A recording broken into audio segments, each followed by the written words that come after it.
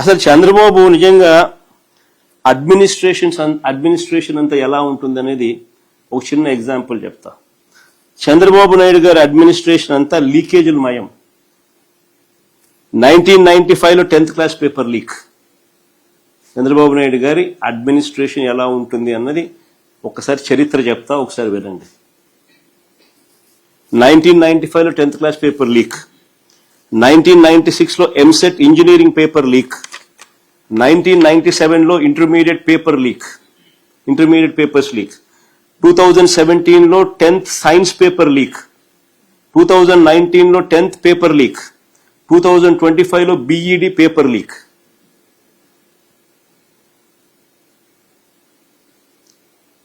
Two 2025లో 10th maths paper leak. ఇప్పుడు DSC టీచర్ల రిక్రూట్మెంట్ లీక్. ఇది చంద్రబాబు నాయుడు హిస్టరీ. ఏదైనా కూడా డబ్బులు చేసుకోవడం ఎలా లీక్ చేయాలి, ఎలా డబ్బులు చేసుకోవాలి, this is history.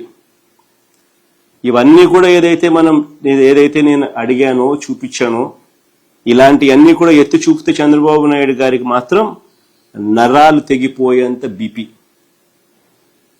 Blood pressure ఎంత ఎక్కువ వస్తుందనంటే ఒక్కోసారి నాకే భయం వేస్తుంది, నేను పోతాడేమో అని చెప్పి. ఎప్పుడైనా పొరపాటున నిద్రపోయేటప్పుడు ఎవడన్నా తలుపు అట్ట కొట్టి మావిగన్ అని చెప్పి ఎవడో అన్నాడు అనుకో, టకా అని చెప్పి మనిషి ఏమవుతాడో ఏమో అని చెప్పి ఒక్కోసారి భయం వేస్తుంది. నరాలు తెగిపోయేంత బీపీ. అందుకే ప్రశ్నించిన ఏ ఒక్కరిని కేసులు, అరెస్టులు, ఎవరైనా మీరు ప్రశ్నించండి, ఎక్కడైనా కానీ ప్రశ్నిస్తే చాలు కేసులు, అరెస్టులు, భయపెట్టడం. ఇది రొటీన్ చంద్రబాబు నాయుడు గారి పాలనలో. ఇవన్నీ కూడా మనం చూస్తా ఉన్నాం. అయితే చంద్రబాబు నాయుడు గారికి ఒక్కటి గట్టిగా చెప్పాలి. అయ్యా చంద్రబాబు నాయుడు గారు, ఇప్పుడు ఉన్నది జెన్ జీలో ఉన్నాం,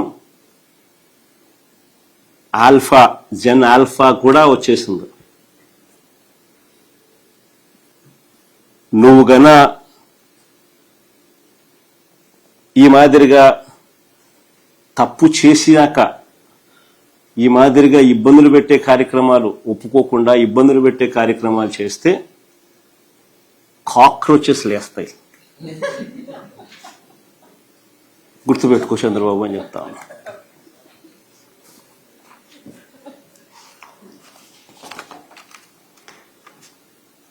ఆంధ్ర రాష్ట్రంలో మేము కూడా కాక్రోచ్ అనుకో.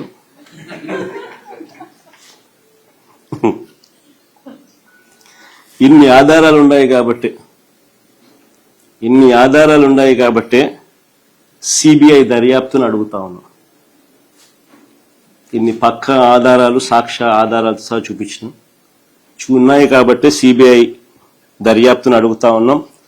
లోతుగా వెళ్తే మరిన్ని విషయాలు కూడా బయటకు వస్తాయి. విద్యాశాఖ మంత్రి సాక్షాత్తు చంద్రబాబు నాయుడు గారి కొడుకు మంత్రిగా ఉన్నాడు కాబట్టి ఈ తప్పులపై విచారణ చేయడానికి చంద్రబాబు ముందుకు రాడు. సరికదా ఎదురుదాడి చేస్తూ తప్పించుకునే ప్రయత్నం చేస్తాడు. కాబట్టి ఖచ్చితంగా సిబిఐ ఎంక్వైరీ కావాలి, వేయాలి. అందుకే ఇన్ఫాక్ట్ వారం రోజుల క్రితం డిఎస్సి అభ్యర్థులంతా కూడా నా వద్దకు వచ్చినప్పుడు వారికి నేను ఒకటే చెప్పాను, వారి తరపున న్యాయ పోరాటంలో ఖచ్చితంగా వాళ్ళ తరపున వాళ్లకు తోడుగా ఉంటామని చెప్పాం. ఒకవేళ అప్పటికీ కూడా వారికి న్యాయం జరగకపోతే మేము అధికారంలోకి రాగానే ఒక కమిషన్ వేస్తాము, రీవెరిఫై చేస్తాము, అన్యాయం జరిగిన వారికి న్యాయం చేస్తాము, తప్పు చేసిన వారిని ఖచ్చితంగా శిక్షను కూడా శిక్షిస్తాము అని కూడా ఇంతకు ముందే నేను చెప్పా. ఇన్ఫాక్ట్ రేపు రాష్ట్ర వ్యాప్తంగా నియోజకవర్గ స్థాయిలో వైఎస్ఆర్ కాంగ్రెస్ పార్టీ ఆధ్వర్యంలో చంద్రబాబు గారి 2 ఏళ్ల వెన్నుపోటు పాలనపై నిరసన ర్యాలీలు రాష్ట్ర వ్యాప్తంగా కూడా ప్రతి కాన్స్టిట్యున్సీలోనూ ప్రతి నియోజకవర్గంలోనూ నిరసన ర్యాలీలు నిర్వహిస్తా ఉన్నాం. దగాపడ్డ రైతులు, దగాపడ్డ మహిళలు, దగాపడ్డ పిల్లలు, ఇలా దగాపడ్డ ప్రతి వర్గాన్ని కూడా కలుపుకుంటూ రేపు ప్రతి నియోజకవర్గ స్థాయిలో ర్యాలీలు నిర్వహించమని చెప్పి కోరుతా ఉన్నాం. ఇందులోనే డిఎస్సి ప్రస్తావన కూడా జరిగిన నష్టాన్ని కూడా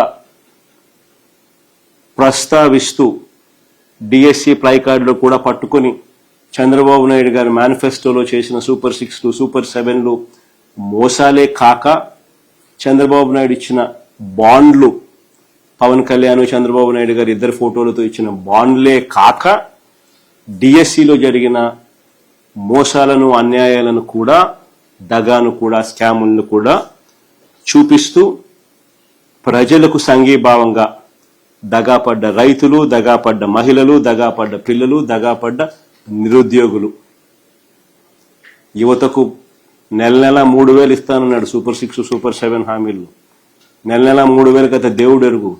వాళ్ళకి రైట్ఫుల్ గా రావాల్సిన ఉద్యోగాలు కూడా వాళ్ళకి ఇవ్వకుండా స్కాములు చేస్తూ అక్కడ కూడా దగా చేస్తా ఉన్న పరిస్థితులను కూడా ఎండగడుతూ రాష్ట్ర వ్యాప్తంగా రేపు 12వ తారీఖున రాష్ట్ర వ్యాప్తంగా ప్రతి నియోజకవర్గ కేంద్రంలో కూడా గట్టిగా ర్యాలీలు, ప్రొటెస్ట్ కార్యక్రమాలు గట్టిగా చేయాలి అని చెప్పి, 2 ఏళ్ల వెన్నుపోటు పాలనపై నిరసన ర్యాలీలు గట్టిగా నిర్వహించాలని చెప్పి పార్టీలో ఉన్న క్యాడర్కి అందరికీ కూడా పిలుపునిస్తా ఉన్నాం.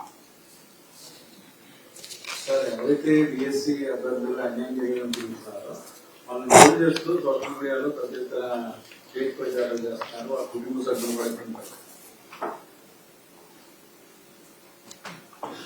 ఇప్పుడు నేను చెప్పినటివన్నీ కూడా, చూపినటివన్నీ కూడా ఎవరిని వ్యక్తిగతంగా విమర్శించాలనో లేకపోతే ఎవరికో ఏదో ఎత్తి చూపించాలనో కాదు. ప్రతి విషయంలోనూ కూడా ఆధారాలతో సహా with facts and figures explain చేయడం అనేది జరుగుతూ ఉంది. ఈ ఫ్యాక్ట్స్ అండ్ ఫిగర్స్లో ఇంత క్రిస్టల్ క్లియర్గా కనిపిస్తూ ఉన్నప్పుడు సమాధానాలు చెప్పాల్సిన చోట సమాధానం చెప్పకపోగా ఎదురుదాడి చేస్తూ తప్పు జరగనట్టుగా అబద్ధాన్ని కప్పిపుచ్చుకునే కార్యక్రమం చేస్తే అది ఏ రోజుకైనా కానీ దేవుడు హర్షించడు, ప్రజలు హర్షించరు.